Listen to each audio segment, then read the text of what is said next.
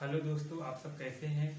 जैसे कि हमने अभी जिस जीडीपी की जितने हैं हमने सारे समझे, अवधारणात्मक संबंध जितने थे, जिससे कि हमने मार्केट प्राइस पर जीडीपी को समझा और साथ ही साथ हमने भी जाना कि फैक्टर कॉस्ट पर जीडीपी क्या होती है, जीएनपी क्या होते हैं, एनडीपी क्या होता है, एनएनपी क्या होता है। लेकिन आज हम जिस महत्वपूर्ण विषय पर चर्चा करने वाले हैं उसका नाम है नेशनल इनकम, राष्ट्रीय आय। जैसे कि राष्ट्रीय आय जो होती है एक देश की, होता है कि एक देश में जो नेशनल इनकम हो रही है, जैसे कि होता है किसी अर्थव्यवस्था में जो अंतिम वस्तु एवं सेवाओं का जो शुद्ध मूल्य होता है उसे ही राष्ट्रीय आय बोला जाता है। तो राष्ट्रीय आय को जानने से पहले हम इसके विषय में जान लेते हैं। सबसे पहले national income, national income, national income, राष्ट्रीय आय।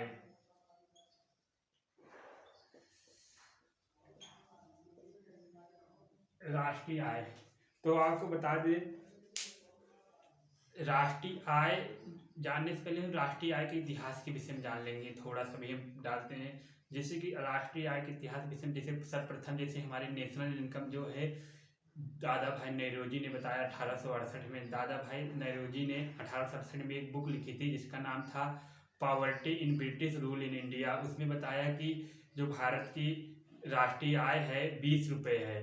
फिर उसके बाद 1931 में राष्ट्रीय आय के वैज्ञानिक आधार पर अनुमान लगाया गया। उसका जो अनुमान लगाए थे BKB राव ने लगाया था। उन्होंने बताया कि राष्ट्रीय आय 62 रुपये है। फिर साथ ही साथ स्वतंत्रता के बाद 1949 में प्रोफेसर पीसी महालनोबिस की अध्यक्षता में राष्ट्रीय आय समिति का गठन किया गया। राष्ट्रीय आय समिति ने 1951 में अपनी रिपोर्ट दी और रिपोर्ट के अनुसार भारत की राष्ट्रीय आय 8,650 करोड़ रुपए था और प्रति व्यक्ति आय जो था 246 रुपए था। तो राष्ट्रीय आय यह इतिहास था, इस पर संक्षिप्त हमने नजर डाल ली। अब साथ ही साथ राष्ट्रीय आय से पहले हम जान लेते हैं पर्सनल इनकम। पर्सनल इनकम होता है, पर्सनल इनकम,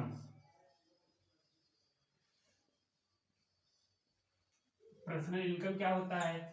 आप व्यक्तिगत आय जिसे बोलते हैं, कहते नहीं किसी किसी व्यक्ति की, हम कहते हैं हमारे पर्सनल, कोई समाज में होता है उसकी पर्सनल इनकम क्या है।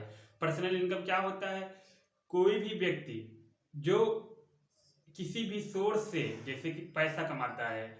मान लीजिए वो पैसा कमा रहा है, किससे किससे कमा रहा है, मान लीजिए वो पैसा कमा रहा है, उससे तनख्वाह, उसको वेतन मिल रहा है हर महीने, और साथ ही साथ भूमि से जो उसको लगान मिल रही है, साथ ही साथ जो पूंजी से उसको ब्याज मिल रहा है, तो इसकी पर्सनल इनकम होती है। उसके व्यक्तिगत पास आ रहा, जो व्यक्ति रेहड़ी पटरी लगा के पैसे कमा रहा है तो वो पर्सनल इनकम होता है। यानी कि कहा जाए तो पर्सनल इनकम जो है व्यक्तिगत आय, फैक्टर आय और क्या नाम है, फैक्टर आय और करेंट ट्रांसफर इनकम का क्या है, करेंट ट्रांसफर इनकम का जो है चालू हस्तांतरण आय का योग है, जोड़ है। जैसे कि हमने बोला क्या है पर्सनल इनकम, क्या है पर्सनल इनकम, वह होता है पर्सनल इनकम, इनकम क्या है, किसका जोड़ है, फैक्टर इनकम प्लस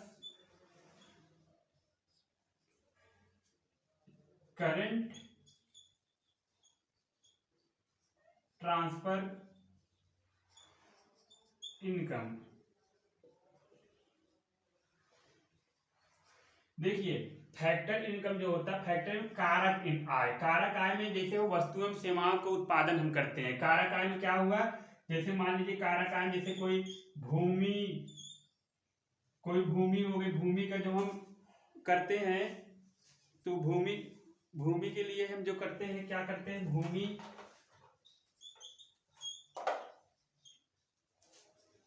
भूमि जो है फैक्टर इनकम में क्या है, भूमि और पूंजी, श्रम, ये क्या है हमारे फैक्टर इनकम है। श्रम, भूमि, पूंजी, श्रम, उद्यम, ये सब फैक्टर इनकम है। फैक्टर इनकम वस्तुओं एवं सेवाओं को उत्पादन किया जाता है। जैसे कि कोई भूमि है, भूमि से भाई इसमें कारक आय, लगान मिलेगा नहीं, भूमि से हमें क्या मिलता है? लगान, राजस्व, जिसे बोलते हैं राजस्व या लगान। पूंजी से क्या मिलता है हमें? पूंजी से हमें क्या मिलता है? ब्याज। श्रम से क्या मिलता है? लाभ। अगर कोई व्यक्ति श्रम करे उसको क्या मिलेगा? वेतन। उद्यम से क्या मिलेगा? लाभ। क्या है? फैक्टर इनकम क्या है? जैसे भूमि, पूंजी, श्रम, जो हमें राजस्व, लाभ, ब्याज की प्राप्ति होती है, इसे हम बोलते हैं फैक्टर इनकम बोलते हैं। करेंट ट्रांसफर इनकम चालू हस्तांतरण इनकम में होता है, जिसमें किसी जैसे कि होता है कि नहीं, जिसमें इस आय में हम क्या देखते हैं? इसमें वेतन, पॉकेट मनी,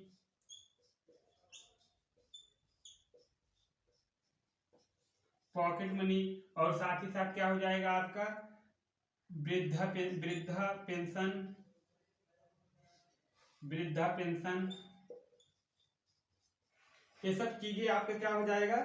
आपका करंट ट्रांसफर इनकम में गिना जाएगा। क्योंकि करंट ट्रांसफर इनकम में इसलिए गिना जाएगा हस्तांतरण में, क्योंकि इससे न तो कोई नई चीज का निर्माण हो रहा है, न कि आपकी परिसंपत्ति में कमी आ रही है। जैसे मान लीजिए, आप ही बताइए, जो जैसे कि करंट ट्रांसफर इनकम क्या हो गया? जैसे कि मान लीजिए क्या हुआ? हस्तांतरण। जैसे कि पॉकेट मनी के लिए, जैसे कि क्या होता है, मध्यम वर्गीय परिवार में लोग पढ़ने जाते हैं, साथ में उनके पिताजी पैसा देते हैं, पॉकेट मनी देते हैं, तो वो लड़का पाया पैसा, वो पैसा पाया, उससे क्या हो रहा है? वो अपना उपयोग करेगा पढ़ाई लिखाई में। उससे कोई जैसे कि नव परिसंपत्ति निर्माण करेगा, न क्या करेगा? न देनदारियां सृजित होगी, न उत्तरदायित्व सृजन होगा। फिर इसका जो है राष्ट्रीय आय में इसका गणना नहीं की जाता है, वेतन, पॉकेट मनी, वृद्धा पेंशन। लेकिन इन्हीं के योग को बोला जाता है, इन्हीं के योग को क्या बोलते हैं? Personal income. यानी पर्सनल इनकम क्या है?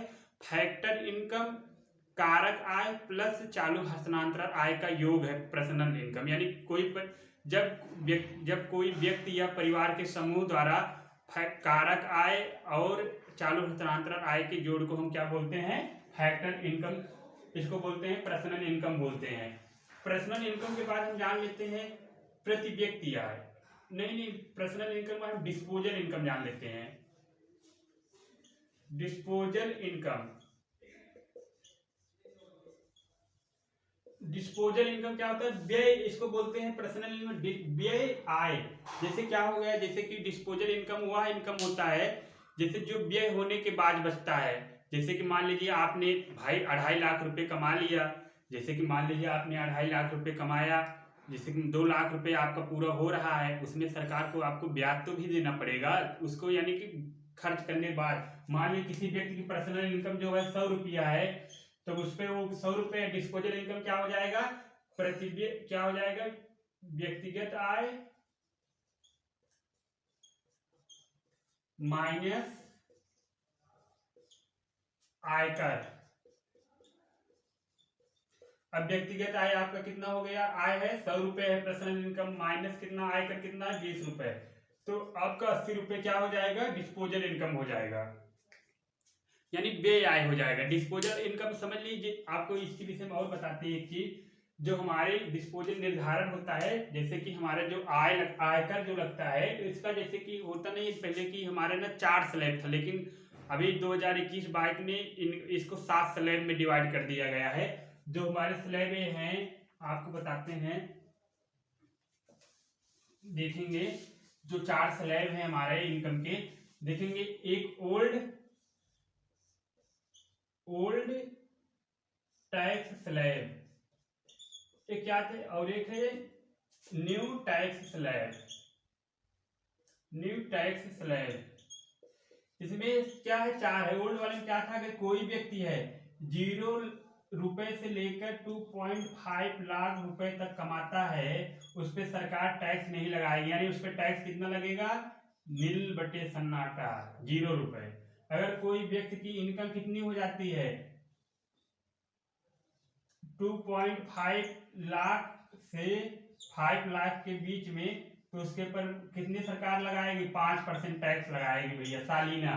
उसके अगर किसी कोई साल भर में अगर 2.5 लाख रुपए से लेकर 5 लाख रुपए के बीच में कमाता है, सरकार उसके ऊपर कितना टैक्स लगाएगी? 5 लाख रुपए लगाएगी। और साथ ही तीसरा क्या हो गया?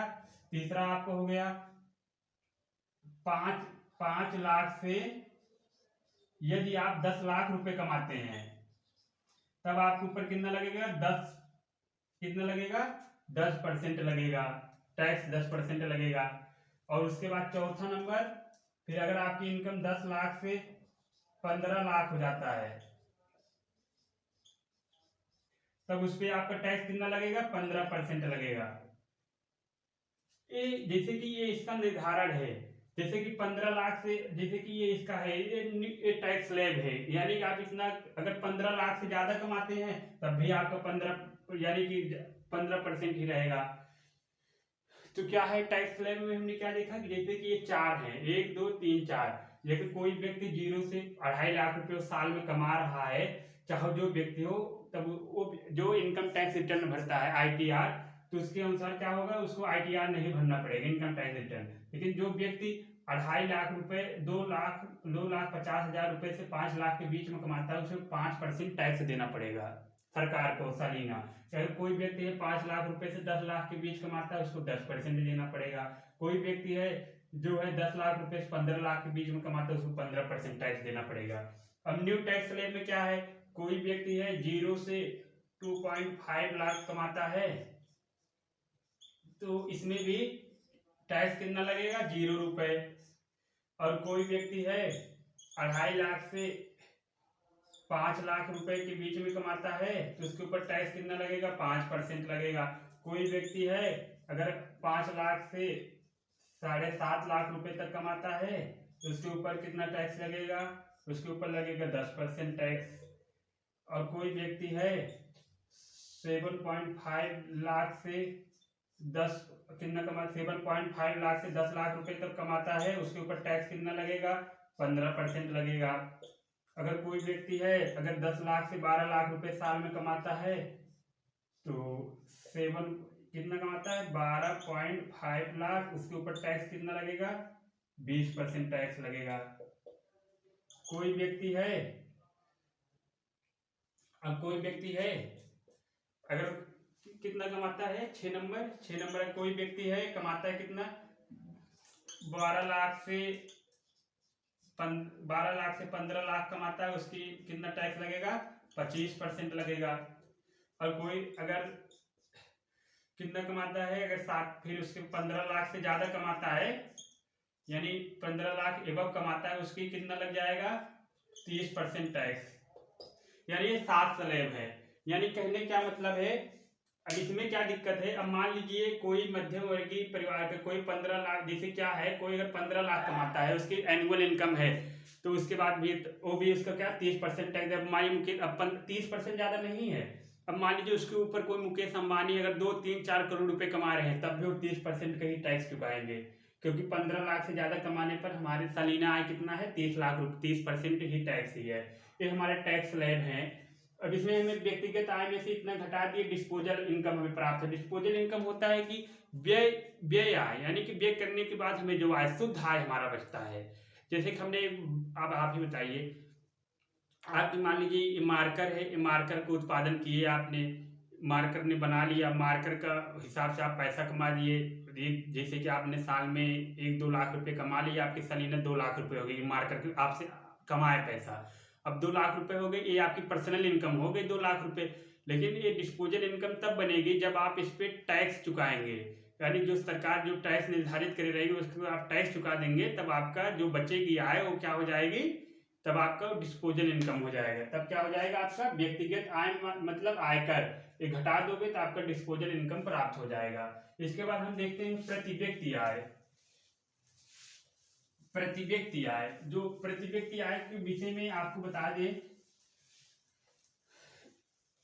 प्रति व्यक्ति आय, प्रति व्यक्ति आय आपको बता दें, पर कैपिटल इनकम, पर कैपिटल इनकम, पर कैपिटल इनकम, प्रति व्यक्ति आय क्या हो जाएगा, प्रति व्यक्ति आय, प्रति व्यक्ति आय। तो प्रति व्यक्ति आय क्या होता है, पर कैपिटल इनकम। देखिए कोई भी व्यक्ति का जो औसत अर्जित आय होता है उसे प्रति व्यक्ति आय बोलते हैं। किसी भी क्या बोलते हैं, किसी भी व्यक्ति, किसी भी व्यक्ति द्वारा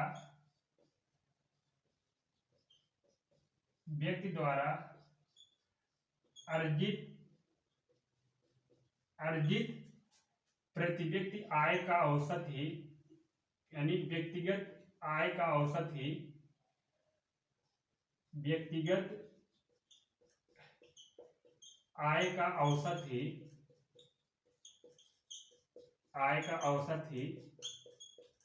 क्या कहलाता है? प्रति व्यक्ति आय कहलाता है। प्रति व्यक्ति आय कहलाता है।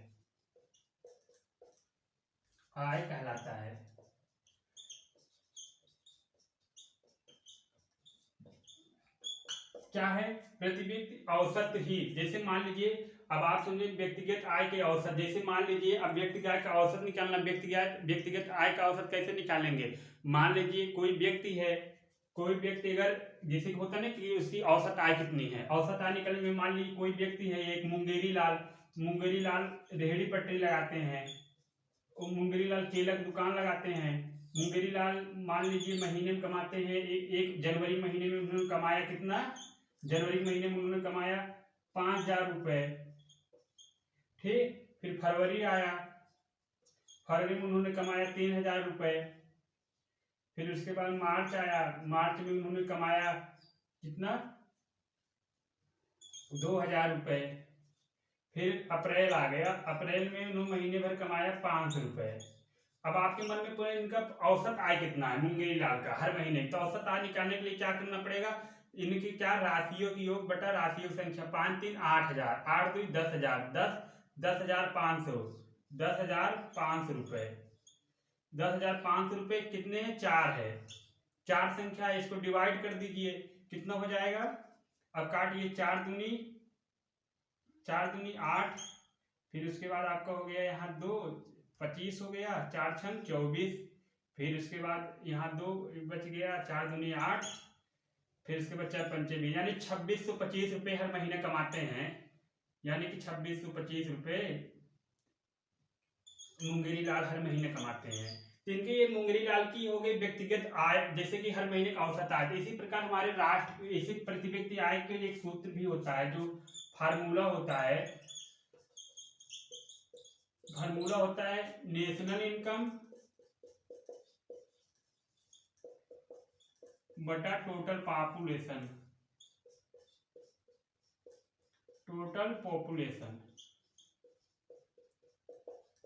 अब राष्ट्र की आय कितनी है? अब जैसे कि आपको राष्ट्र की हमने औसत आय निकाला है, जैसे कि आपके परिवार है, आपने औसत आय निकाला है, जैसे कि आपने 2625 रुपए कमाया है। अब 2625 रुपए से हर एक परिवार का 26, मान लीजिए अब कैसे राष्ट्र की आय निकालना है। राष्ट्रीय आय अगर मान लीजिए निकालने के लिए क्या करना पड़ेगा? अगर मान लीजिए भारत की राष्ट्रीय आय कितना है, मान लीजिए मान लिया कि हर व्यक्ति जो कमाता है 4,000 रुपए है, 4,000 रुपए साल का है, इतना नहीं कमाते इस समय। राष्ट्रीय आय जो हमारा है, जो है 2019-20 में हमारा 19-20 में हमारा जो कोरोना से पहले राष्ट्रीय आय 94,000 के आसपास था रुपए, लेकिन घट के कोरोना के बाद से 21-22 में सर 84,000 रुपए हो गया है। लेकिन हमने 4,000 मान लिया सरलीकरण करने के लिए। टोटल पॉपुलेशन मान लीजिए भारत की है 100, मान लीजिए 200 है, तो 2 जीरो कट जाएगा इधर, फिर इसके बाद 1 जीरो इधर कट जाएगा, आपका कितना हो जाएगा? यानी प्रति व्यक्ति आय कितना हो जाएगा? 20 रुपए हो जाएगा। यानी पर कैपिटल इनकम कितना हो जाएगा? 20 रुपए हो जाएगा।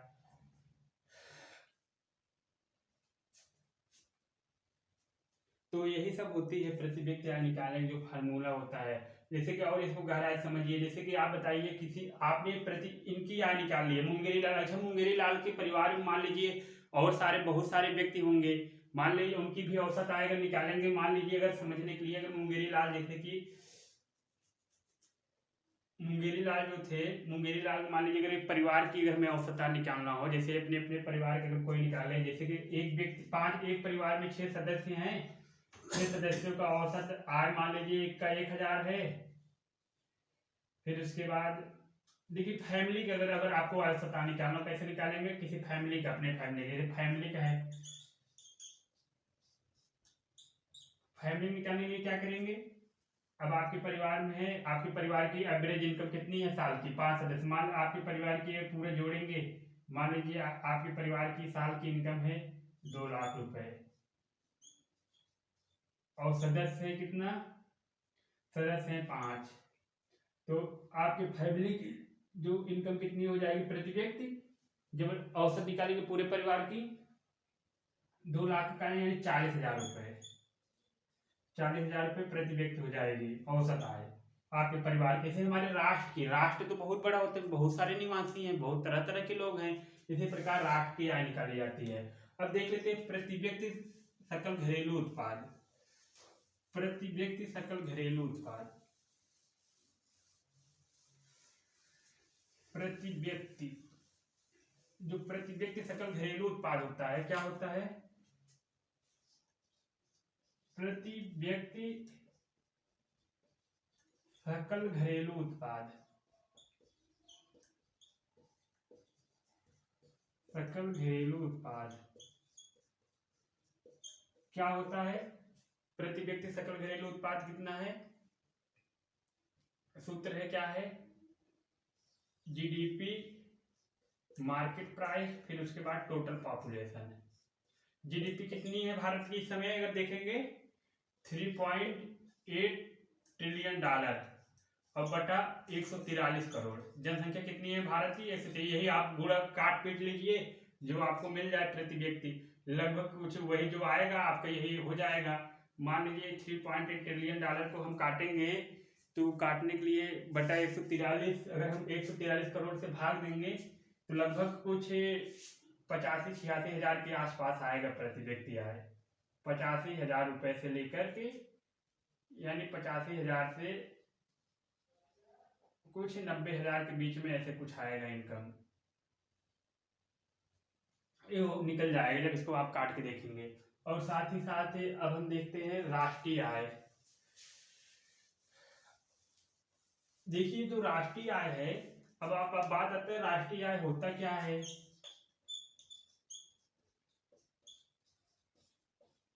इतिहास क्या है, कौन निकालता है,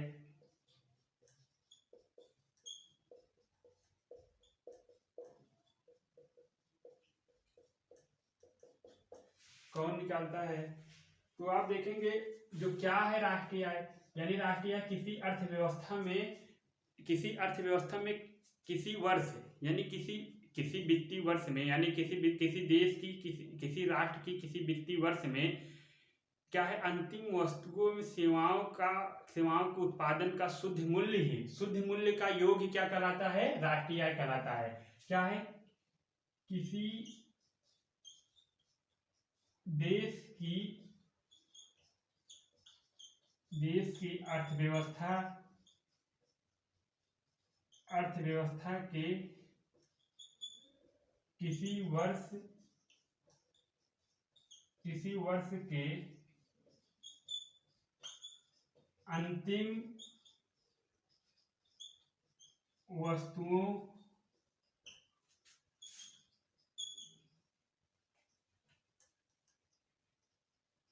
एवं सेवाओं के उत्पादन के शुद्ध मूल्य के योग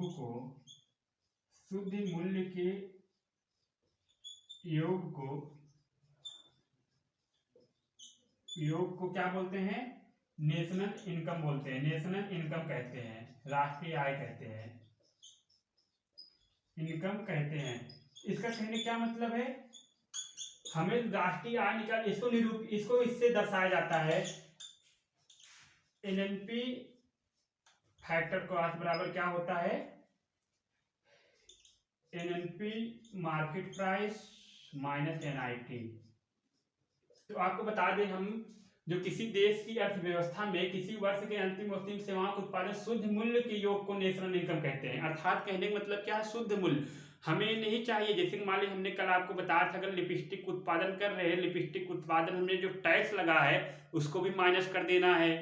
ठीक, मान ली लिपस्टिक उत्पादन में जब हम टैक्स माइनस कर दे रहे हैं, साथ ही साथ जो उसमें विदेशियों द्वारा भी योगदान दिया जा रहा है, उसको विदेशी वाले को भी माइनस कर देना है।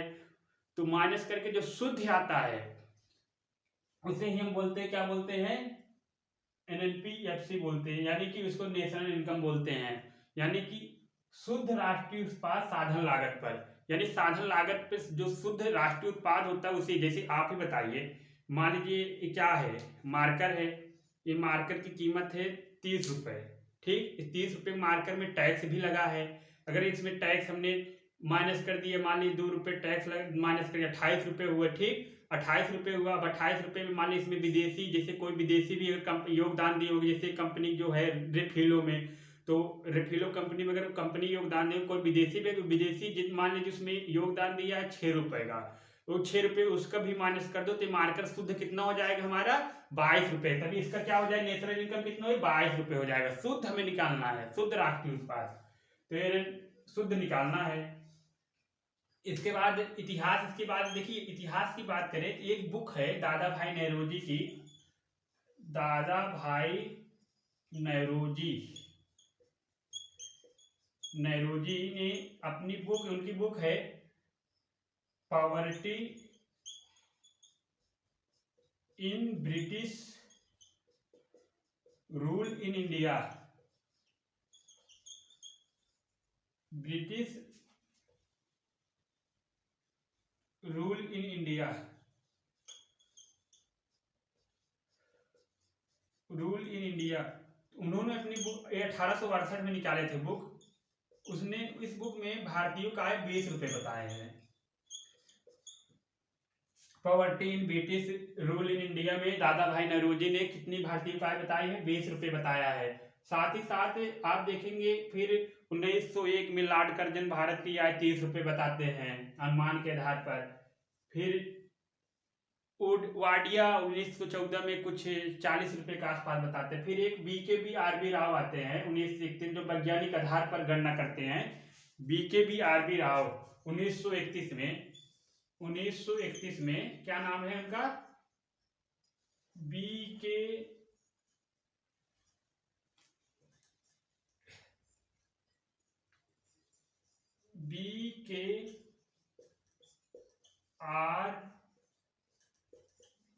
राव ने वैज्ञानिक आधार पर नेशनल इनकम निकाला। वैज्ञानिक आधार पर उन्होंने जो आय बताया, भारत की राष्ट्रीय आय बताया, उन्होंने 62 रुपए बताया। नेशनल इनकम कितना बताया, 62 रुपए बताया वैज्ञानिक आधार पर। BKB राव ने 1931 में 62 रुपए बताया। फिर साथ ही साथ जब हमारा भारत आजाद हो जाता है, तो प्रोफेसर जो है PC महालनोबिस की अध्यक्षता में क्या होता है, प्रोफेसर PC महालनोबिस की अध्यक्षता में क्या होता है, एक कमेटी का एक आयोग बनाया जाता है। किसकी अध्यक्षता, प्रोफेसर PC महालनोबिस